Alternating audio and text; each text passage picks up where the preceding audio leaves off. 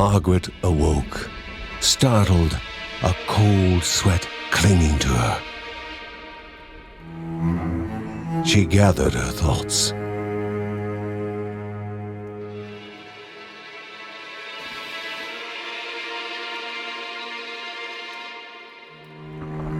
Aged wood creaked, echoing through the quiet rooms.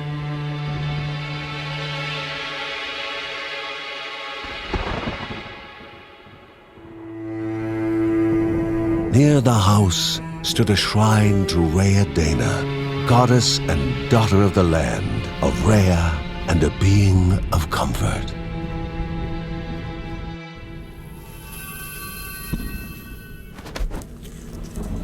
Margaret sought answers. But the goddess did not speak. There was only the faint whisper of something dark, something hungry.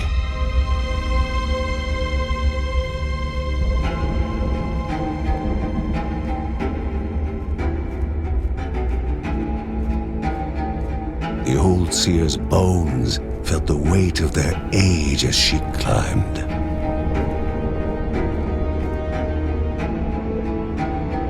The only thought on her mind, has it begun again?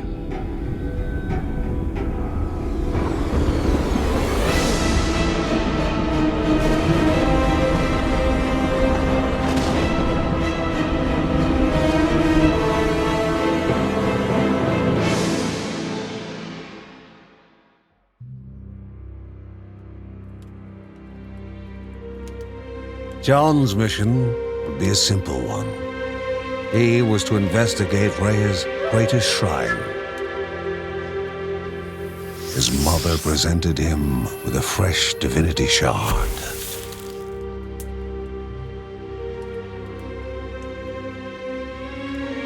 From his brother came a newly sharpened sword.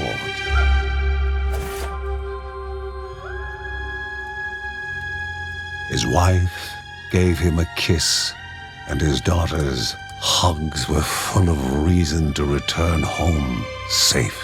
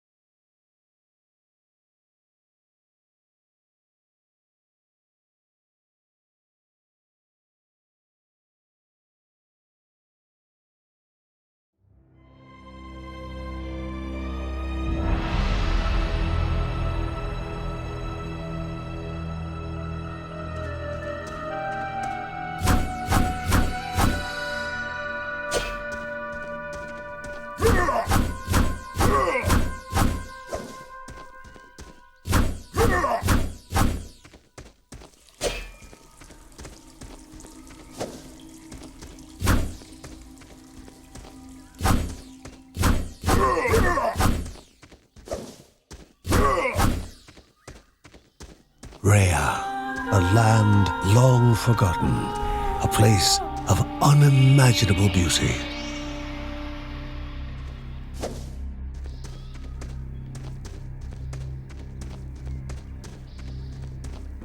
It first appeared as sludge given life, slithering creatures, small and vile.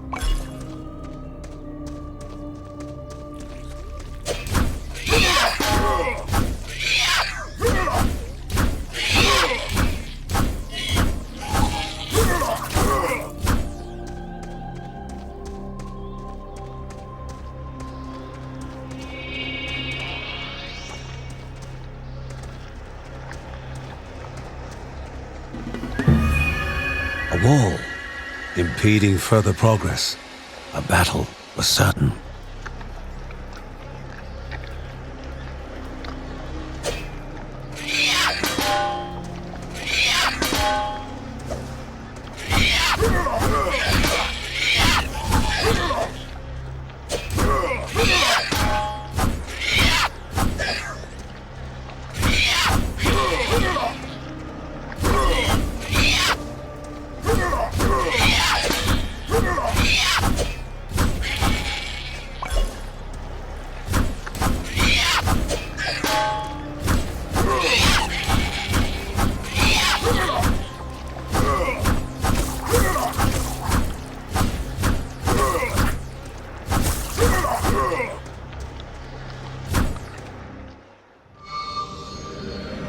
Vanished by light itself, the corruption abated, leaving the shard cold in hand, dark, in need of life.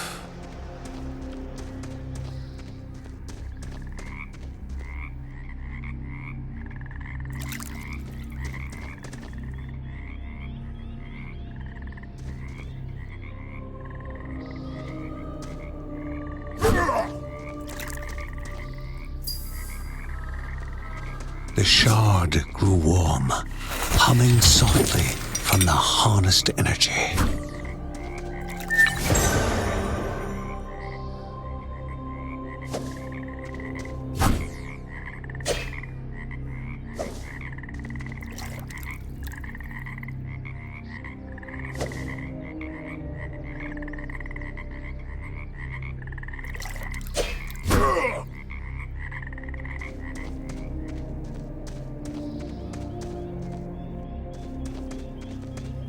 Before him was now one more dangerous than those that came before.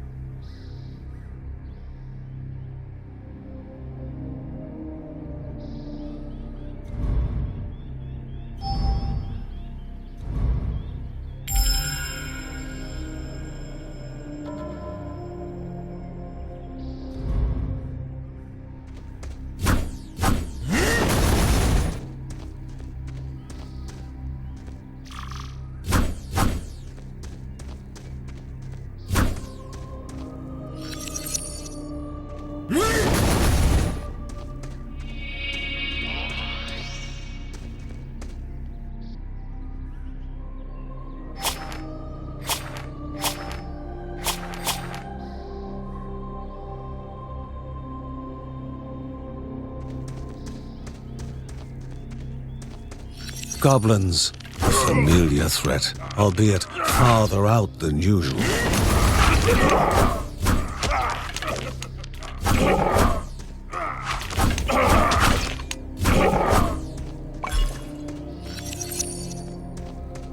Magnificent, but dangerous, a land of love found and of love lost.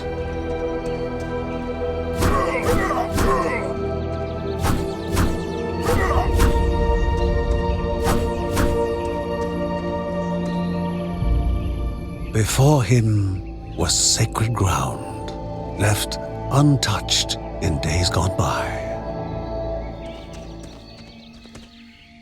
Remaining calm and collected, the shock of his heart-skipping beats was concealed in expert fashion. Before him stood Linda, his eldest daughter, with bow and quiver at the ready, determined to do her part.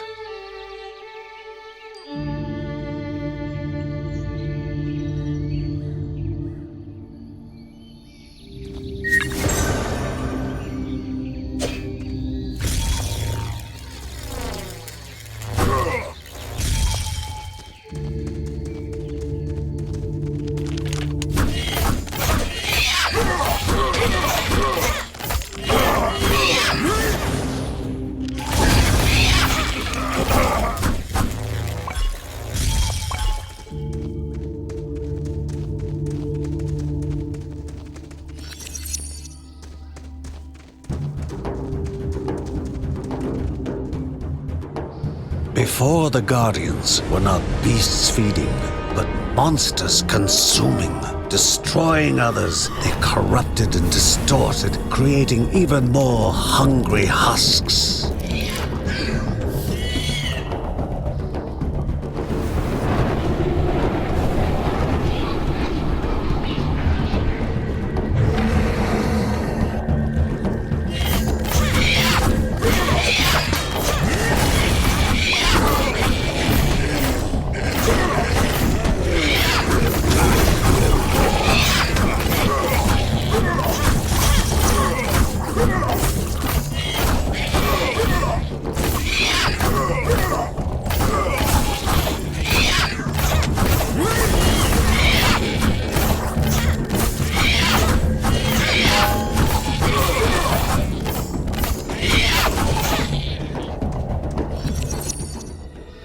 Both father and daughter gathered their thoughts, their hearts heavier than before. How would they explain what they had witnessed?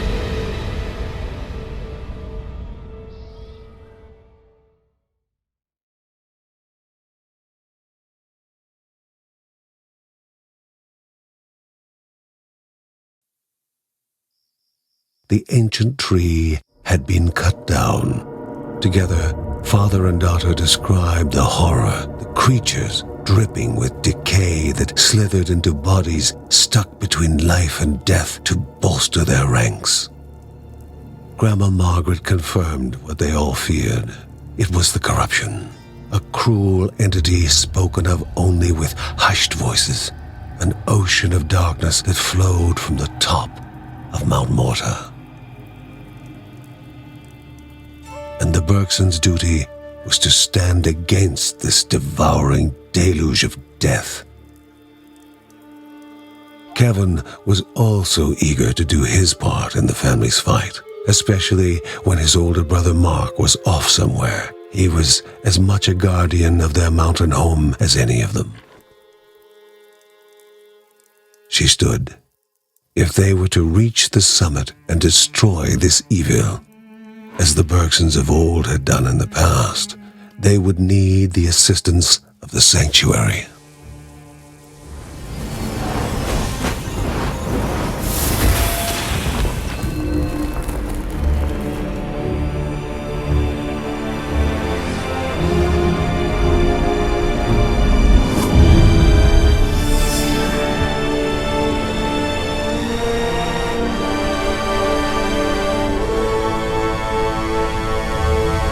Given to the Bergsons by Rhea herself, the sanctuary was a gateway to the mysterious lands around the mountain.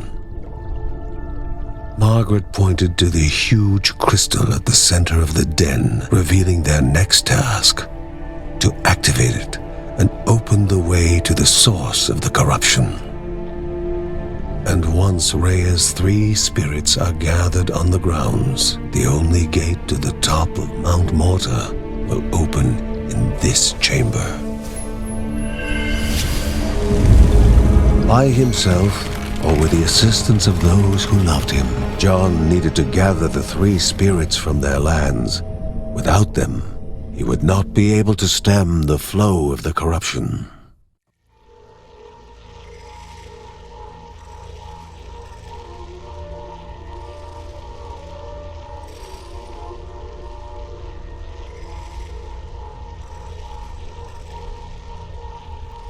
Halls of Anaidiah must be here, for she needs to be found.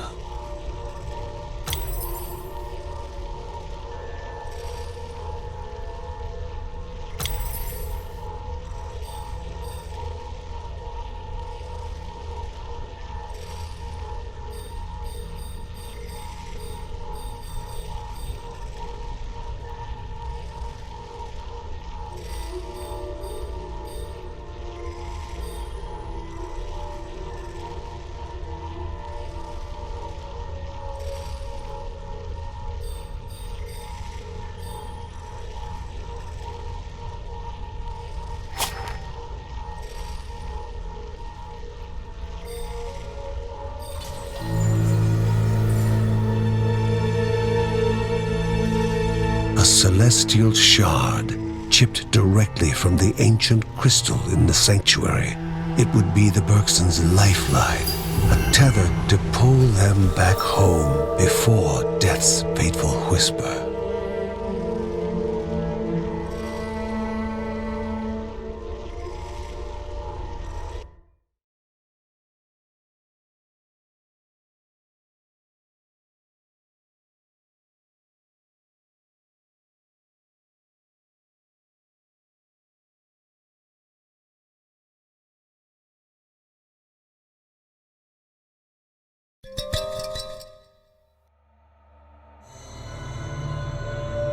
Filling the winding tunnels of the silk-covered caves, the acrid taste of poison lingered in the air. Spiders.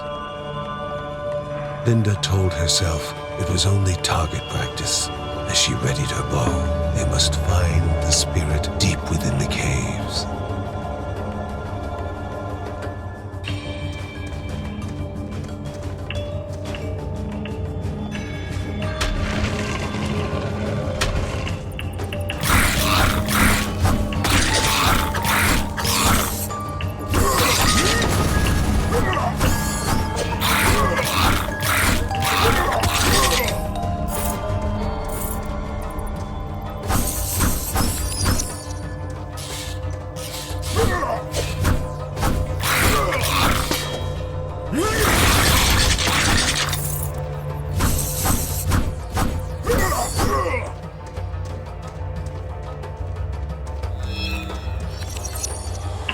Linda heaved, trying to catch her breath. Between gasps, all that she could think was the feeling needed help. The Bergson began to slip away, wondering if this was death.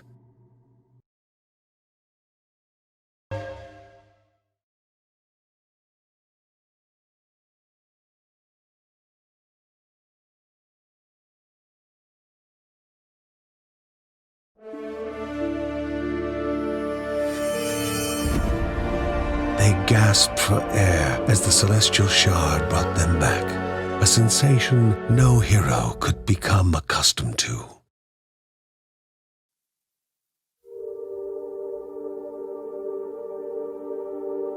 As she heard John and Linda describe their foray, thoughts rushed through Margaret's head. The corruption had amplified the creature's wickedness, and no longer were they part of the harmony of the Rhea. With the new threats looming, Margaret asked Ben to prepare his workshop.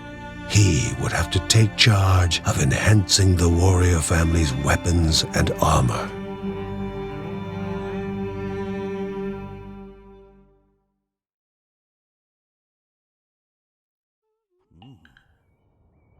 Uncle Ben reached out to the familiar warmth of the forge. If they were to reach the top of Mount Morta, their equipment would need to be of the highest quality.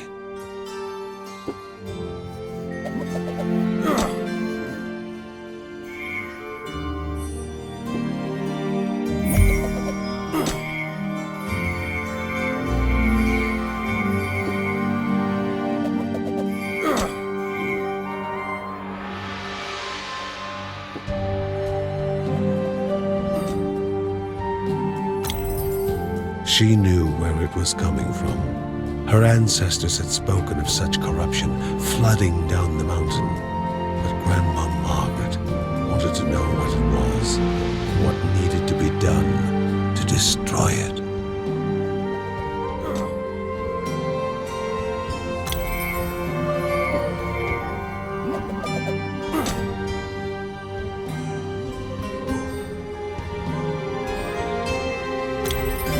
When light faded from the sky and most were fast asleep, Mary would write about her family, immortalizing them for future generations.